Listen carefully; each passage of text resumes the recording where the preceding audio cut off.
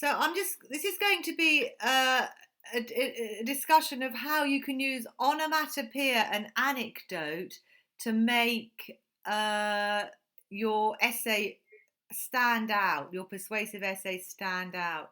So this is an example from one of my students using onomatopoeia and anecdote. I think once you see it, you can see what a good idea it is, and if you can possibly do it, it works. Okay. So, Okay.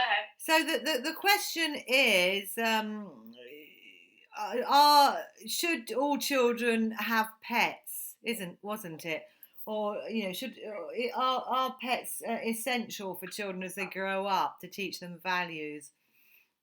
Or discuss. So, hiss went Pickle the cat, staring at the cat on the other side of the door voraciously before proceeding to launch herself at the glass, not realizing it was there. Things like that experience are great for taking your mind off the glum, mundane, and stressful things of life.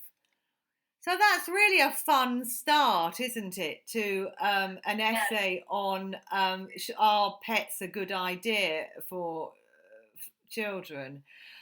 So it's enormous fun, isn't it? And it starts with onomatopoeia hiss, gets us straight in there. And then it has this lovely anecdote about Pickle the cat, who's obviously launched itself at the glass. So you could do one about your fish, gazing at my fish go, no, whoosh, whoosh, the fish swam round and round and round in circles as I gazed at Bubbles as her fins fell off. She had a terrible illness and it taught me a lot about life and death or something. Yeah. So it's a funny, snappy beginning, isn't it? Yeah. Yeah. So the onomatopoeia, if you can remember to do it, I think it's I really like it. So, an astonishing 93% of children now grow up with a pet, with 4 out of 5 parents believing that the presence of a pet in the home has a positive impact on their child's development, making them more responsible, 58%, and improving their behaviour, 28%. These facts should be more than enough evidence that kids should have a pet, but some people still think otherwise. The only problem with pets is that when you're sitting down with a blanket on to watch an episode of The Grand Tour, they appear in a flash for their 2 hour string video of a red piece of string bopping around on a white screen of emptiness. This is a disadvantage as you have to choose between kicking the cat out or succumbing to the string, and can put you and the cat, now clawing at the floor, in a lot of stress. So I taught this, and afterwards I did actually go and look at this video, and there is a video of a piece of string that dangles around the screen that cats actually chase for 2 hours. It's hilarious. Yeah, you Wow. Google red string video. Anyway, yeah. So I learned a lot teaching. So yeah, so that's humour, isn't it? He's using a really lovely sense of humour here, isn't he?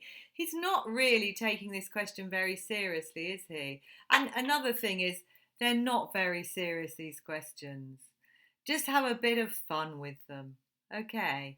You can actually have a bit of a laugh if you possibly can, because it's an exam. The examiners are a bit fed up with reading it, or that it's all a bit of an exercise. You can have a bit of fun. No one's going to actually change their behaviour about pets or anything after reading your essay, so don't take it too seriously. And just think of there's someone like me sitting there who's slightly bored, who would really like to hear, funny stories about red string videos or Pickles the cat running into a window.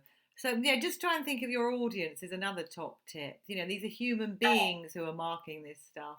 So try and entertain them.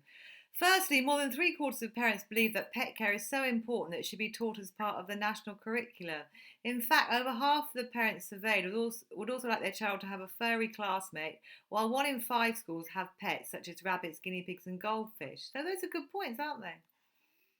Secondly, for people with mental health issues like depression or anxiety, a companion animal has the ability to help us take the focus off ourselves, which forces us to pay attention to other living creatures. So he's using other words than pets, he's living creatures. We may not always initially want to do this, but when we do often experience benefits, with our mood improving, feeling better about ourselves, and appreciating the qualities of another creature. Oh, we may not always initially want to do this, but when we do, we often experience benefits with our mood improving, feeling better about ourselves, and appreciating the quality of another creature. I think that might be, but when we do, comma, yeah. Just as going to an enthralling movie can transport us away from focusing on our humdrum daily problems, so can keeping an engaging pet. Yeah, nice. As you now know, I have a cat called Pickles, and she is a wonderful specimen. Semicolon. Ever since we got her when I was 8 years old, she's been a purring fluffball, bringing us all joy. So why shouldn't all children experience something as heartwarming as a furry friend like Pickle? Finally, animals are very supportive. They can help with stress, and you can always count on them. When you stumble through the door after a long day of school and your mum is not there, if you have a pet, you can always rely on the fact that Fido or Blackie will be glad to see you. I feel like kids should be able to have a companion and a living tool to aid relaxing in this stressful, busy, busy world. So look, that's got a nice repetition at the end as well, hasn't it? Busy, busy. And it's sort of got a sense of humour, hasn't it? So what we're taking, it's not perfect by any means, but what we're taking away from this is that a bit of a sense of humour, a bit of joking and some nice anecdotal little stories are fun. And a bit of exaggeration a la Roald Dahl. Okay.